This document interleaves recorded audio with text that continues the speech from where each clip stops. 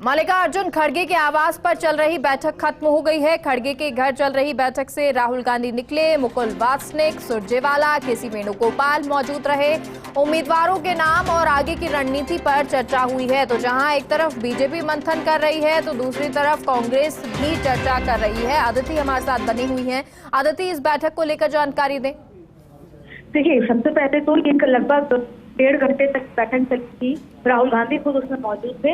एक तरफ तो कर्नाटक को लेकर, प्रत्याशियों को लेकर तमाम मसलों पर चर्चा हुई, लेकिन अगर राजस्थान के लिहाज से बात करें तो ये बैठक राजस्थान के लिहाज से इम्पोर्टेंट रही। आज दोपहर में सचिन पायलट ने एक प्रेस कॉन्फ्रेंस की थी और उसमें अपनी ही सरकार मुख्यमंत्री को कटघरे में खड़ा किया। वहीं आपको बता दें कि उन्होंने अनशन के लिए भी कहा है।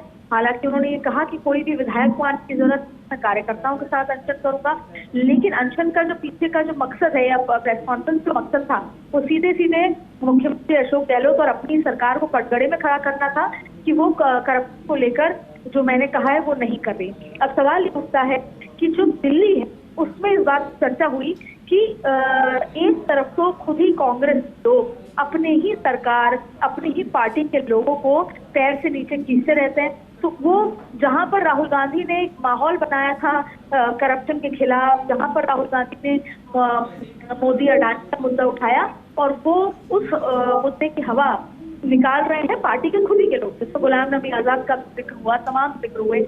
ऐसे में अब माना जा रहा है कि सचिन पायलट से रंधावा कर बात कर सकते हैं और उसको जो ये अनशन कर रहे हैं उसके लिए रोका जा सकता है। वहीं सचिन रंधावा का ये भी मानना है कि करप्शन तो इस सरकार ने सबसे ज्यादा मुद्दा उठाया है। गजेंद्र सिंह शेखावत करते हुए रंधावा ये कहते हैं कि संजीवनी वाला जो मसला था उस पर केवल लगातार राहुल तो गहलोत ही हैं जो सामने खड़े हैं। इस बीच में ये भी बात आई कि किस तरीके से जयराम रमेश जो है उन्होंने ट्वीट करके योजनाओं की तारीफ की। तो अब यहाँ पर एक बार फिर कांग्रेस के सामने असमंजस शुरू हो गया है। जो 4.5 साल पुराना सचिन वर्सेस पायलट गहलोत चल रहा है वो एक बार फिर आकर तब खड़ा हो गया जहां पर कांग्रेस को एकजुट होना था, जहां पर चुनाव सामने खड़ा है। तो ऐसे में आज जो चर्चा हुई कर्नाटक के चुनाव की मल्लिकार्जुन खड़गे के आवाज से, वहां पर गहन चिंतन राजस्थान को लेकर भी हुआ। संभवतः, हालांकि केसी वेणुगोपाल पहले भी भारत जोड़ो यात्रा के दौरान कई बार बात कह चुके हैं कि अगर किसी ने पार्टी लाइन के खिलाफ कुछ भी बात करी तो उस पर स्ट्रिक्ट एक्शन होगा, लेकिन शायद आलाकमान को स्ट्रिक्ट एक्शन ले नहीं पाता। अब ऐसे में देखना होगा कि आगे क्या कुछ होता है, लेकिन ये बात तय है कि बहुत ही सीरियस स्तर पर ये चर्चा की गई है। और जो आज जयराम रमेश ने ट्वीट दिया है वो भी राहुल गांधी के अप्रूवल के बाद ही आया है।